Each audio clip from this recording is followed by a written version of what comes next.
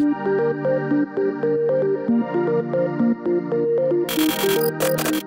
à tous, donc je m'appelle Guénaël Guillemot, je dirige l'Institut de la réindustrialisation. C'est un institut qui a été créé par deux branches professionnelles, le groupe des industries métallurgiques, le GIM, et Syntec Ingénierie, et deux écoles d'ingénieurs, l'EPF et CESI École d'ingénieurs.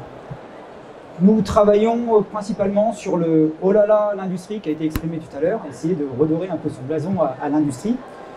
Et donc, le sujet que je vous propose d'aborder, c'est se former à l'industrie du futur. Alors, se former à l'industrie du futur, c'est une vaste question. Aujourd'hui, je ne vous propose pas de répondre à cette question, mais je vais vous proposer quelques axes de réflexion. Alors, en introduction de mon introduction, juste quelques points sur l'industrie du futur.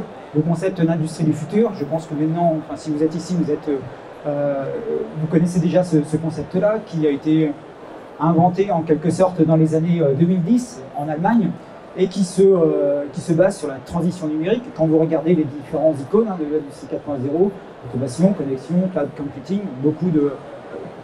tous les éléments de la transition numérique, et qui a été augmenté, entre guillemets, en France pour devenir l'industrie du futur, où en France, on place plutôt l'homme au centre de cette révolution, cette nouvelle révolution industrielle. Alors l'industrie du futur, bien sûr, génère un certain nombre de technologies.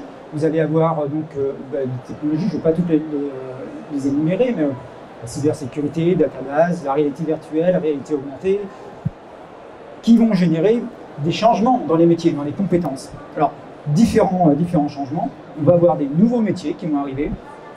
Un exemple, sur les drones, on voit maintenant, vous savez qu'il y a des livraisons par drone qui commencent à avoir. Il y a des projets, par exemple, en Afrique, de livraison de médicaments qui se développent. Eh bien, un nouveau métier, c'est pilote de drone. Alors, peut-être pas pilote de drone, mais programmateur de drone. Les métiers en développement. Alors là, bien sûr, on peut prendre tous les éléments qui sont à côté, mais les métiers en développement, vous allez avoir tout ce qui est conception de contenu pour la réalité virtuelle, la réalité augmentée, ingénieur cybersécurité, tous ces métiers-là qui sont maintenant dans le panorama et qu'on va voir développer de plus en plus. Des métiers en mutation. Prenons des métiers classiques, prenons la maintenance maintenant. La maintenance, vous allez avoir des connaissances, des compétences obligatoires en réalité virtuelle, réalité augmentée, fabrication additive métal, qui vont être des passages obligés pour ces nouveaux métiers. Et certainement des métiers en déclin, tous les métiers qui malheureusement ne sont pas affectés par la transition numérique ou qui vont être remplacés par de nouveaux métiers vont décliner. Je vais juste vous donner trois points pour réfléchir, 3 points pour vous amener à réfléchir un peu plus sur ce nouveau contexte. Le premier, dans le monde de l'éducation, de l'enseignement, c'est un changement de paradigme. On va essayer d'apprendre à apprendre. Je vous donne juste un extrait d'un rapport qui a été fait pour le ministre de l'Éducation nationale, qui s'appelle « Vers une société apprenante », et qui, en exergue, met une phrase « Apprendre à apprendre, à interroger et interpréter, plutôt qu'à consommer naïvement les informations disponibles, est sans doute l'enjeu majeur de l'éducation d'aujourd'hui. » Voilà, ça c'est dit. Alors, pour illustrer ça, deux exemples. Vous avez là une pièce qui a été faite en fabrication additive métallique. C'est un nouveau procédé. Alors un nouveau procédé peut-être pas, ça a été inventé en 1977, les premiers brevets en 1995, si ma mémoire est bonne. C'est quelque chose qui maintenant, depuis quelques années, commence à être développé dans les industries. Un problème, c'est comme beaucoup de technologies, c'est comment apprendre, comment enseigner des technologies qui n'existent pas encore et qui ne sont pas encore à maturité. Alors on a des problèmes de compétences, des formateurs, comment les formateurs peuvent former des jeunes à des choses qu'ils ne maîtrisent pas encore. Donc ça, c'est une des problématiques. L'autre problématique, c'est bien sûr la multitude de canaux d'information. Quelqu'un qui fait un cours, quand on fait un cours en conférence maintenant ou devant un amphithéâtre, tous les apprenants sont connectés et regardent sur Internet ce que vous allez dire avant même que vous le disiez. Et il y a une multitude d'informations. Et une des compétences qu'il va falloir développer, c'est comment sélectionner la bonne information. Un exemple, moi je travaille actuellement sur un master spécialisé sur la définition d'un cahier des charges, avec des définitions. On nous demande maintenant des webographies.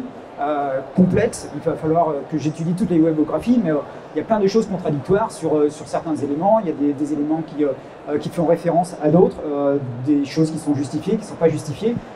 Quelqu'un qui doit être formé maintenant doit être capable de manipuler ces informations et la multitude des informations.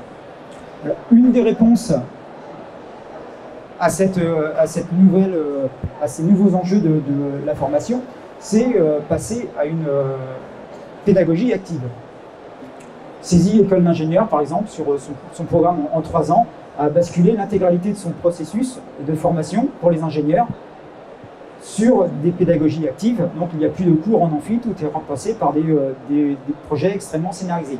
Mais ça pose de nouvelles problématiques. Le rôle du professeur figure doctorale, est mis en retrait au profit de quelqu'un qui a le savoir, mais qui est aussi coach de ses équipes.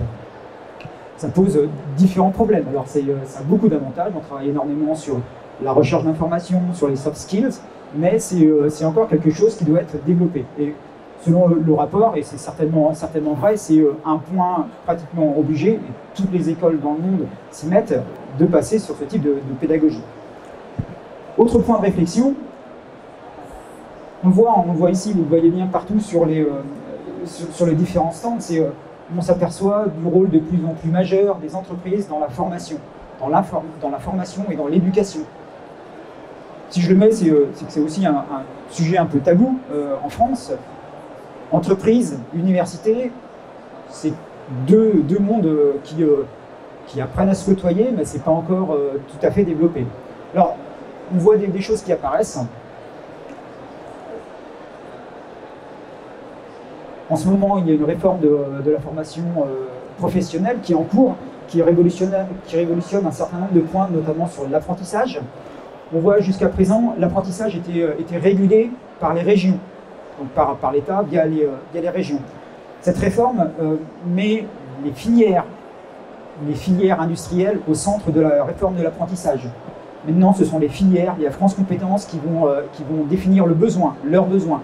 Ça, c'est un premier changement. Un autre changement, c'est les entreprises vont pouvoir créer des centres de formation d'apprentissage, ce qui était difficile pour elles à l'heure actuelle. Elles ont un besoin, elles créent un CFA adossé, par exemple, à leur université en interne.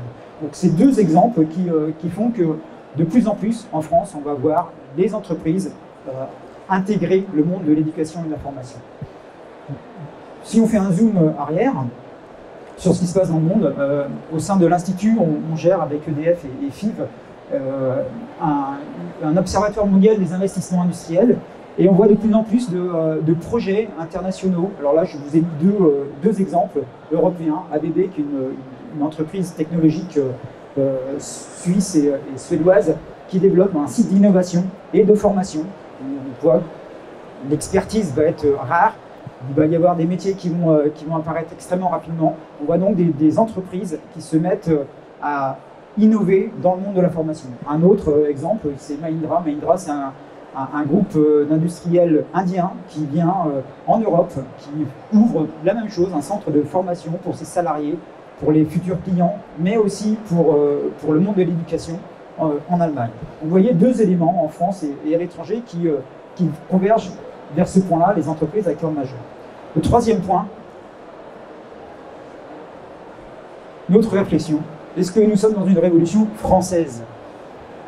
Juste comme élément de réflexion, quelque chose qui nous interpelle. Alors ça, c'est un exemple, mais je pourrais vous citer de nombreux autres exemples.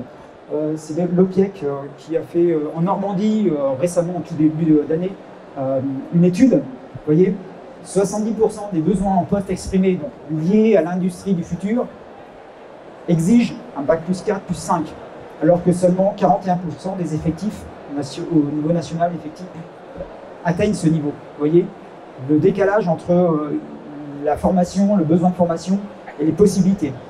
Je vous laisse aussi un élément de réflexion. Le classement de la France à l'international sur les sciences et sur les mathématiques. L'industrie du futur, la transition numérique, il y aura deux camps. Il y aura le camp des concepteurs, ceux qui maîtrisent les formations, le développement de l'intelligence artificielle, le développement des contenus, et les utilisateurs. Pour être concepteur, il faut être bon en sciences, en mathématiques.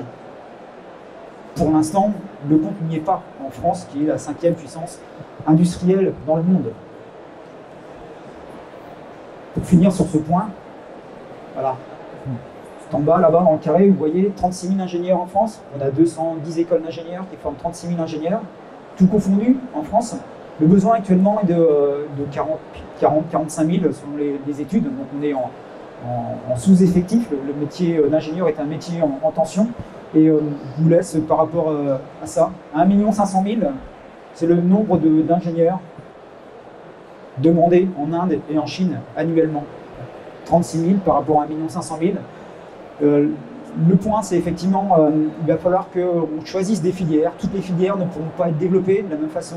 Il va falloir qu'on ait une stratégie. Alors certainement que les 210 écoles d'ingénieurs s'associent avec les entreprises pour pouvoir faire justement cette nouvelle formation du futur. Voilà les trois points que je voulais vous soumettre. Alors ces 3 points pour aiguillonner un peu votre réflexion. Voilà, et si le sujet vous intéresse, au sein de l'Institut, vous pouvez retrouver, nous avons des ouvrages sur l'innovation et le tout dernier qui s'appelle « Enseigner l'industrie du futur » qui développe ce type d'activité. Merci.